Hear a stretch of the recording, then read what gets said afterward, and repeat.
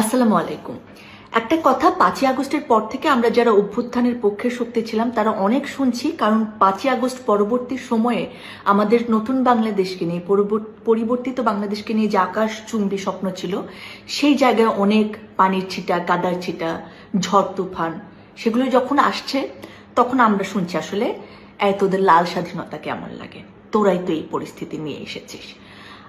এটা যেমন অনেক শিক্ষিত মানুষ বলেন যে তোমাদের স্বাধীনতা তো এইরকম, আমাদের স্বাধীনতাও এরকম ছিল। সো আমাদের স্বাধীনতা তোমাদের স্বাধীনতাকে আমি আসলে বুঝি না। ৭১ আমাদের রক্তে আছে বলে আমরা ২৪-এ ভয়েস রেজ করতে পেরেছি বাংলাদেশের মানুষের জন্য, যে আমার টাকায় কেনা গুলি যেমন ৭১-এ আমার উপর চলতে পারতো না, ২৪-এও সেটা চলতে পারে না।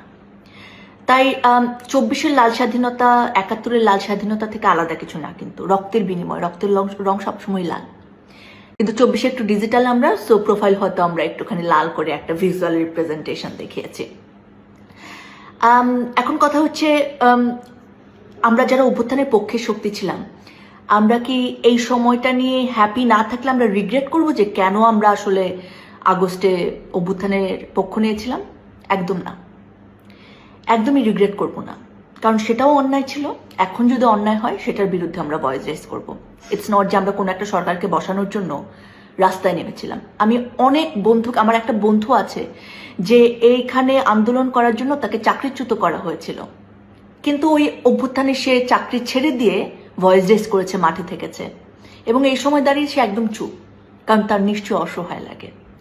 এখন অনেক মানুষ অনেক কিছু বলতে পারেন, অনেকে এখনো নিজের মতাদর্শ নিয়ে ভয়েস রেজ করছেন, ওই সময় যেমন একতা ছিল এখনো থাকবে না। এবং আমরা যারা সত্যিকার অর্থে শুধুমাত্র মানুষের মুক্তির কথা ভেবেছি, শুধুমাত্র ভেবেছি মানুষের মর্যাদা থাকবে আমাদের বাংলাদেশে, আমাদের ভোটের অধিকার থাকবে, আমাদের বাংলাদেশের সরকার আমার কথা শুনবে, আমার কথা ম্যাটার করবে, আমার প্রাণ ম্যাটার করবে, তারা না এই কথাগুলো সবসময় বলবো। সেটা হাসিনার আমলে বলবো, বিএনপির আমল আসলে বিএনপির আমলে বলবো, ইউনূস সরকারের আমলে বলবো, সবসময় বলবো। So we don't regret. আমরা কোনো সরকার পরিবর্তনের খেলা খেলি নাই, আমরা একটা সিস্টেম পরিবর্তনের খেলা খেলেছি, যদি সেটাকে খেলা বলতে চান আপনারা।